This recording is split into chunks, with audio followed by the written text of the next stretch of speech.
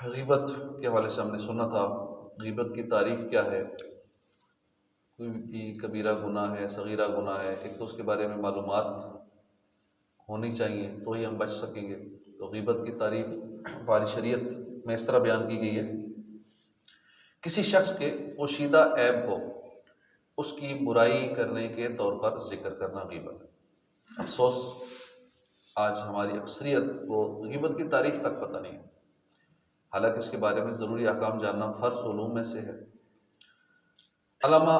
ابو الفرج عبد الرحمن بن جوزی رحمۃ اللہ علیہ احادیث مبارکہ کی روشنی میں غیبت کی جو تعریف بیان فرمائی ہے وہ یہ ہے کہ تو اپنے بھائی کو ایسی چیز کے ذریعے یاد کرے کہ اگر وہ سن لے یا یہ بات اسے پہنچے تو اسے ناگوار گزرے، اگرچہ تو اس میں سچا ہو، خواہ اس کی ذات میں کوئی خامی بیان کرے یا اس کی عقل میں، اس کے کپڑوں میں، اس کے قول و فعل میں کوئی کمی کرے، یا اس کے دین میں یا اس کے گھر میں کوئی نقص بیان کرے، یا اس کی سواری میں یا اس کی اولاد میں، اس کے غلام میں، اس کی کنیز میں کوئی عیب بیان، یا اس سے تعلق رکھنے والے کسی شے کا بھی برائی کے ساتھ تذکرہ کرے، یہاں تک کہ تیرا یہ کہنا کہ اس کی آستین لمبی ہے، اس کا دامن لمبا ہے، اس کی قمیض لمبی ہے، اس کی شلوار چھوٹی ہے، اس کی گاڑی ٹھیک نہیں ہے، اس کی گاڑی میں یہ ڈینٹ نکلا ہوا ہے، اس کی گاڑی کا یہ فلانی چیز ٹھیک نہیں ہے، پرانی گاڑی ہے، ہم اسے غیبت میں جانتے ہیں۔ میں بندے کی بات تو نہیں کر رہا، میں تو گاڑی کی بات کر رہا ہوں، میں تو فلاں چیز کی بات کر رہا ہوں۔ بس چیز چونکہ اس سے منسوب ہے نا، تو ہر چیز جو کسی سے منسوب ہو اس کی برائی بھی نہیں کر سکتے۔ ٹھیک ہے، گاڑی میں ڈینٹ پڑے ہوئے ہیں، پرانی گاڑی ہے، اس کی پرانا ماڈل ہے، چھکڑا ہے، سٹارٹ نہیں ہوتی، دھکے لگانے پڑتے ہیں، کہتے ہیں یار فلاں کی گاڑی ہے نا، روز دھکے لگانے پڑتے ہیں، روز صبح نکالتے ہیں، ہم سمجھتے ہیں غیبت نہیں کر رہے۔ بہت ساری ایسی باتیں ہیں جس کو ہم گناہ نہیں سمجھ رہے ہوتے، وہ ہوتا گناہ ہے۔ آج فلاں کی گاڑی کو دھکا لگایا، چلتی ہی نہیں، صبح سٹارٹ ہی نہیں ہوتی، فلاں کی گاڑی کی بیٹری پرانی ڈلی ہوئی ہے، فلاں یہ۔ اب یہ گاڑی کی، سواری کی، یا کوئی بھی چیز جو اس سے نسبت رکھتی ہے، اس کے کپڑوں کی غیبت، تو یہ بھی سارا غیبت میں آتا ہے۔ حضرت سیدنا امام احمد بن حجر مکی شافعی نقل کرتے ہیں، علماء کرام فرماتے ہیں کہ انسان کے کسی ایسے عیب کا ذکر کرنا جو اس میں موجود ہو غیبت کہلاتا ہے۔ اب وہ عیب چاہے اس کے دین کے اندر ہو، دنیا میں ہو، اس کی ذات میں ہو، اخلاق میں ہو، مال، اولاد، بیوی، خادم، غلام، امامہ، لباس، حرکات و سکنات، مسکراہٹ، دیوانگی، ترش روئی، خوش روئی وغیرہ کسی بھی چیز میں عیب ہو جو اس کے متعلق ہو۔ اب جسمانیت میں مثال کے طور پہ اندھا ہے، لنگڑا ہے، گنجا ہے، سر پہ بال ہی نہیں، اسی طرح ٹھگنا ہے، چھوٹے قد کا، لمبو ہے، لمبا ہے، کالا ہے، زرد ہے، ایسا ہے، ویسا ہے، یعنی جسم کے کسی بھی حصے کا تذکرہ کرنا۔ دین میں غیبت کی مثالیں، مثال طور پہ فاسق ہے، فلاں چور ہے، خائن ہے، ظالم ہے، پھر نماز میں سستی کرتا ہے، یہ بھی غیبت ہے، فلاں تو فجر میں اٹھتا ہی نہیں، والدین کا نافرمان ہے، وغیرہ وغیرہ، یہ دینی مثالیں ہیں۔ مزید آگے چل کے نقل فرماتے ہیں، کہا جاتا ہے کہ غیبت میں کھجور جیسی مٹھاس ہے، کہ جب غیبت کی جاتی ہے اتنا مزہ آتا ہے، اتنا مزہ آتا ہے، کھجور کی طرح میٹھا ہوتا ہے، یہ مٹھاس محسوس ہوتی ہے، اور شراب جیسی تیزی ہے اور اس میں سرور ہے۔ جیسے شراب کا نشہ ہوتا ہے، نشئی کو شراب اچھی لگتی ہے، اس میں تیزی اور سرور ہوتا ہے، اسی طرح غیبت کرنے والوں کو یوں مزہ آتا ہے۔ اور پھر آگے جاری رکھتے، شراب کہتے ہیں جاری رکھ، بات ختم نہ کرے، ادھر جاری رکھ۔ اللہ پاک اس آفت سے ہماری حفاظت فرمائے، اور ہماری طرف سے غیبت والوں کے حقوق محض اپنے فضل و کرم سے خود ہی ادا فرما دے، کیونکہ اللہ کے علاوہ انہیں کوئی شمار ہی نہیں کر سکتا۔ گناہ گدا کا حساب کیا، وہ اگرچہ لاکھوں سے ہیں سوا، مگر اے عفو تیرے عفو کا نہ حساب ہے نہ شمار ہے۔ یعنی اپنے کلام کے اس مقطع کے مصرے میں اعلیٰ حضرت نے خوب انکساری فرمائی ہے، اور یہاں رضا کی جگہ اپنے امیر رسول نے اپنے گناہوں کے تصور سے گدھا لکھا ہے، تو یہاں گناہ گدھا، یہاں اعلیٰ حضرت نے کہا گناہ رضا، گناہ رضا کا حساب کیا۔ تو اللہ والے اپنے آپ کو گناہ گار سمجھتے ہیں، اور ہم تھوڑی سی نیکی کر کے خود کو نیک سمجھتے ہیں۔ تو اخلاص اور استقامت کے ساتھ عبادات کرنی چاہیے، ریاکاری سے بچنا چاہیے، غیبتوں سے بچنا چاہیے۔ ایک بار موسیٰ علیہ السلام نے اللہ کی بارگاہ میں عرض کی، یا اللہ جو اپنے بھائی کو نیکی کا حکم کرے برائی سے روکے اس کی جزا کیا ہے؟ یعنی ہم دوسروں کو اچھی باتیں بتائیں، جو ہم نے یہاں غیبت کے بارے میں سنا ہے یہی باتیں ہم اوروں کو بتائیں، یہ نیکی کی دعوت ہے۔ نماز کی دعوت اوروں کو دیں، یہ نیکی کی دعوت ہے۔ اس کا اجر کیا ہے؟ یہ جو ہم سن رہے ہیں یہ بھی نیکی کی دعوت ہے، میں بول رہا ہوں آپ سن رہے ہیں۔ اب یہ ایسی چیز ہے نا کہ کیوں ہمیں اس میں مزہ آتا ہے درس کرنے میں یا آپ کو سننے میں بھی آتا ہے؟ کیونکہ آپ کی نظر ثواب پر ہے، میری نظر بھی ثواب پر ہے، اللہ پاک اس پہ استقامت دے کہ ہمیں اس پہ کچھ نہیں ملنا، درس پہ کوئی مال ملے گا یا کوئی اور دنیاوی لالچ ہے۔ ثواب کی نیت ہے کہ ایک کلمے کے بدلے، اب یہ روایت سنیں، موسیٰ علیہ السلام نے اللہ کی بارگاہ میں عرض کی کہ جو اپنے بھائی کو نیکی کا حکم کرے برائی سے روکے اس کی جزا کیا ہے؟ رب کریم نے فرمایا میں اس کے ہر کلمے کے بدلے ایک سال کی عبادت کا ثواب لکھتا ہوں اور اسے جہنم کی سزا دینے میں مجھے حیا آتی ہے۔ دیکھیں ہم یوں اپنی زندگی میں لگے ہوئے ہیں تو اللہ پاک ہمیں سزا کیسے دے گا؟ اللہ پاک فرماتے ہیں مجھے حیا آتی ہے کہ جو بندہ میری اور میرے محبوب کی باتیں کرتا کرتا دنیا سے چلا گیا پھر اس کو عذاب کیسے دوں؟ تو ایک تو ثواب ہر کلمے پہ، اب ہم اس آدھے پونے گھنٹے میں کتنی باتیں سن لیتے ہیں، کتنے کلمے سن لیتے ہیں۔ جیسے کسی نے بات کی جی آپ نماز پڑھا کرو، اب آپ نماز پڑھا کرو، یہ 4 ہو گئے جملے ہو گئے، تو 4 سال کی بات کا ثواب مفت میں نامہ اعمال میں آ جائے، کتنا بڑا اجر ہے۔ تو اس لیے وہ کہتے ہیں کسی کا پیشن اور پروفیشن سیم ہو جائے تو بڑا خوش نصیب ہوتا ہے۔ تو یہ ایک پیشن ہو جائے نا جب کہ میں نے نیکی کی دعوت دینی ہے، اس لیے وہ بندہ جس کی ثواب پہ نظر ہوتی ہے وہ نیکی کی دعوت سے مایوس نہیں ہوتا، اس کی بات سنے نہ سنے، ساری زندگی اس کی ایک بندہ بات نہیں مانتا، وہ پھر بھی لگا رہتا ہے، اسے پتہ ہے مجھے نیکیاں آ رہی ہیں، جس پرافٹ کے لیے میں لگا رہا ہوں وہ آؤٹ پٹ مل رہی ہے،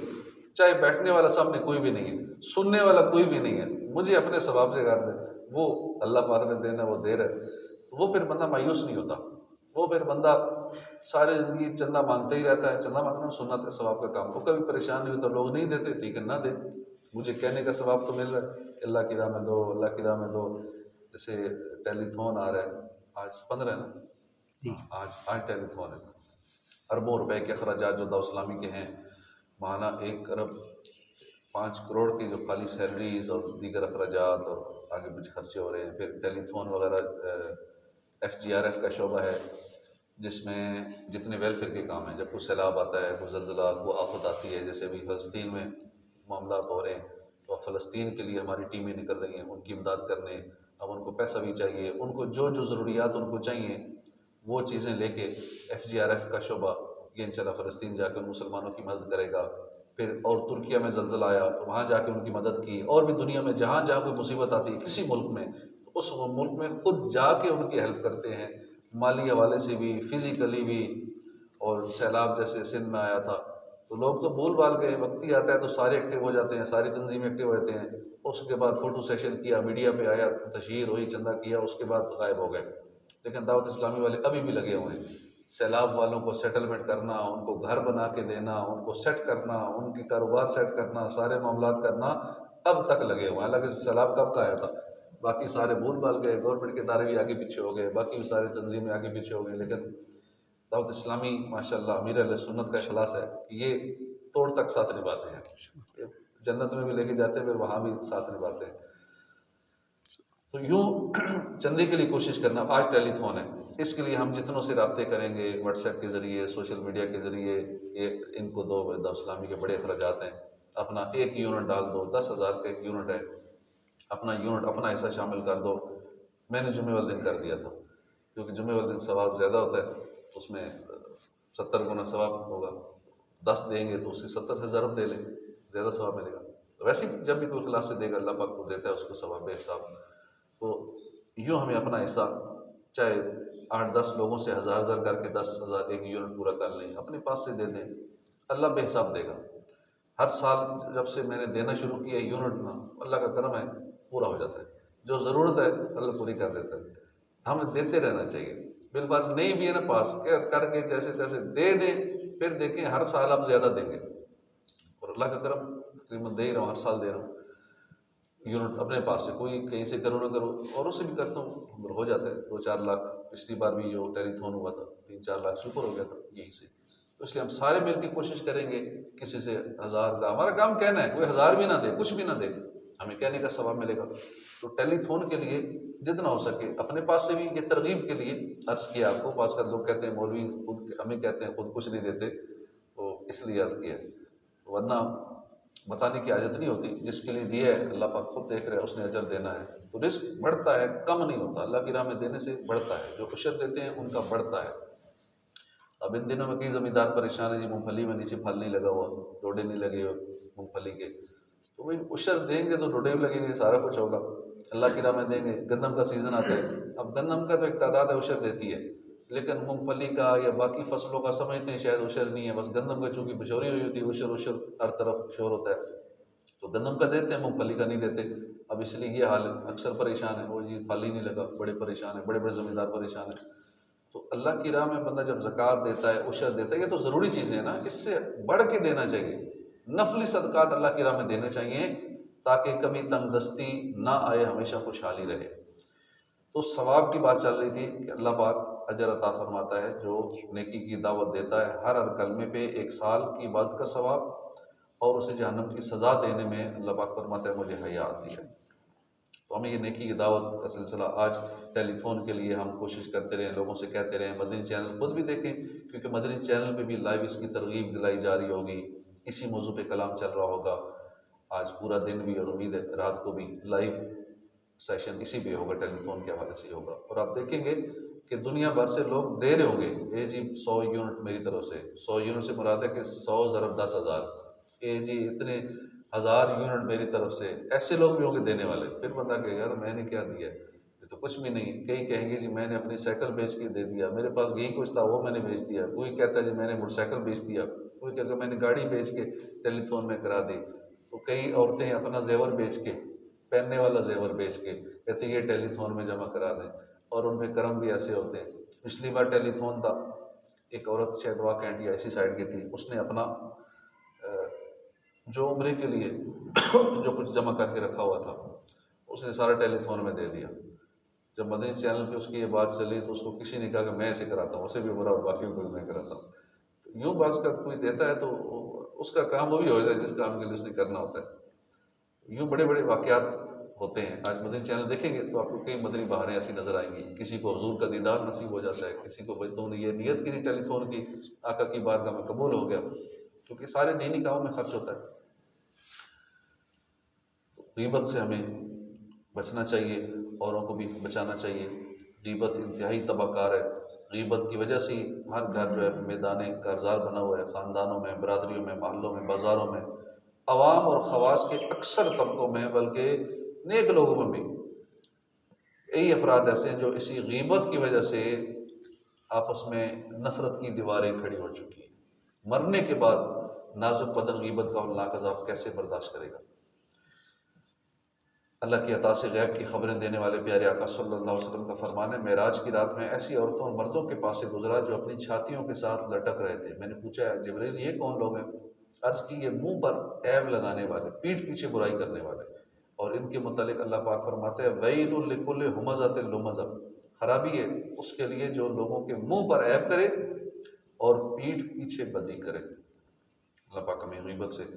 بچنے کی توفیق عطا فرمائے، آمین بجاہ نبی الامین صلی اللہ علیہ وسلم۔